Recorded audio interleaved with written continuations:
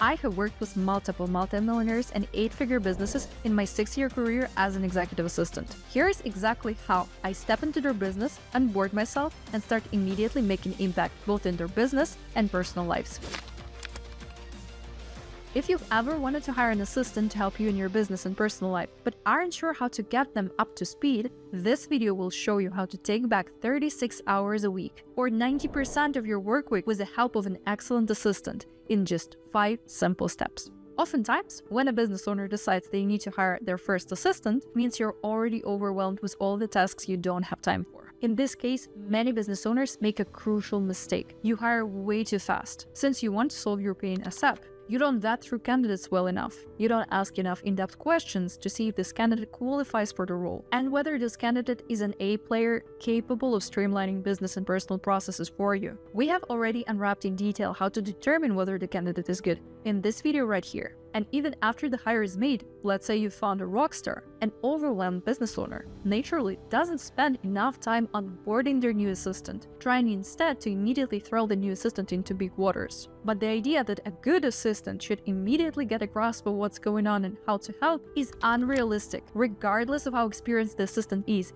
each and every business owner or executive is unique, and there is no cookie-cutter solution to optimize your workload. Therefore, the first and foremost step for me as an assistant to get onboarded into your business is to observe the executive in their natural habitat, to learn the way how you manage your time and priorities, your habits, and how you like to get things done. It's best that the assistant joins you everywhere you go for the first 1, 2, or 3 weeks, depending on the scope and the complexity of your project. Let them join your client calls and your team meetings and read your emails. Make something like office hours when you sit down with your assistant and casually resolve the ongoing tasks together. Respond to customers, coordinate the team, manage workspaces so that the assistant can see a live version of you handling what you want to be taking off of your plate. This will allow me as an assistant to incorporate into your working style and start seeing gaps where I could optimize. Another wonderful way to get to know your manager is not my idea. It was actually introduced by the EA of HireUA CEO and founder Kyle Mao. Her name was Victoria, and as she was starting in her new role, she gave Kyle a big questionnaire about everything he likes and dislikes, from his taste in music to the types of tasks he absolutely hates handling in the business. Not only did this trick give the EA all the information for future decision-making, but also answering these questions made the CEO think and reflect on his workload. The questions can be more personal or more business-related depending on the assistant's role, but a good assistant will definitely ask a lot of questions to get to know you and your business as holistically as possible. The third thing I would absolutely do if I were to start the role of your executive assistant tomorrow is I would work with you to create a list of everything I need to have to get started, meaning all corporate and private resources I need to receive accesses to, mailboxes, chats, shared drives, bank accounts, platforms, and services. For some websites, I might be able to enter from your account, and for others, I will need you to grant me my personal access. To simplify logging into mailboxes and services that require an OTP verification, check out services like 1Password. I would also need us to prepare an org chart, even for a small team, so I can visualize who's in charge of what and where I can go to ask questions instead of bugging you. And I would need us to create an SOP library, where all the existing and future SOPs would be stored as a corporate FAQ.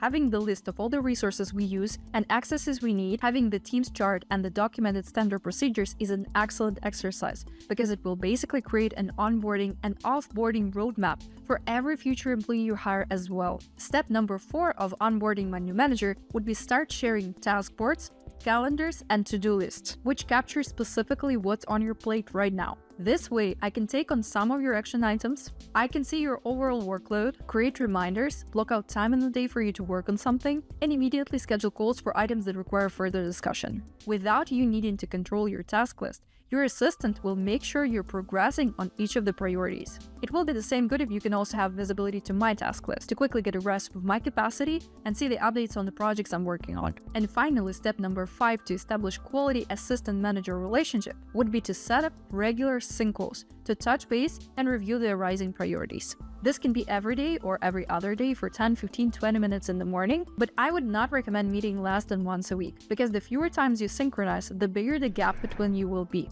which will lead into misunderstanding and duplicating effort. Another good practice for an assistant is to send start of the day and end of the day report to the manager to keep you aware of what the assistant is spending their time doing. Yet whenever you can, try to copy your assistant into your correspondence, tag them in chats, and forward them documents they need to be aware of to keep their hand on the pulse of your work. A good assistant is a curious and proactive team player who will guide you through how to integrate them. But it's crucial to remember that the onboarding process is a two-way street, where both parties need to contribute an equal amount. Your assistant's proactivity is the quality that determines whether this assistant will be capable of owning processes in your business and help you step back from doing low-leverage activities to take back this precious 20 to 40 hours a week. So to get an assistant which will integrate with you and help you help them, you need to hire the right person first. As you're interviewing candidates, make sure to ask how the assistant would onboard themselves and what their first steps in the role would be. But even asking such in-depth questions is secondary to what truly makes an assistant the greatest of all times. And this is being an A player to begin with, highly educated, highly experienced, and hardworking. This is a kind of talent which is rare to find these days when you get overflown with cheap freelancers from all over the world. HireUA can help you find an outstanding Eastern European assistant who will step into your business and start immediately providing value. We are a highly effective and result-oriented recruiting agency that has already placed more than 300 such A players into 200 businesses like yours. We have our own proven database of candidates, and we streamline the hiring process for you, from the initial screening to training and onboarding. All you need to do is go to hire-ua.com, book a call with our team, and watch how we provide you with top-tier candidate selection in less than 1 week. We will make sure that the assistant that you're hiring is a proactive and highly organized individual with an excellent track record and readiness to take your company to the next level. Find the link to our exclusive database of candidates in the description below. And if you want to know how to train your employees for a multi-million-dollar scale, check out this video right here and learn our magical Triple S employee training system. I'll guide you through it in that video.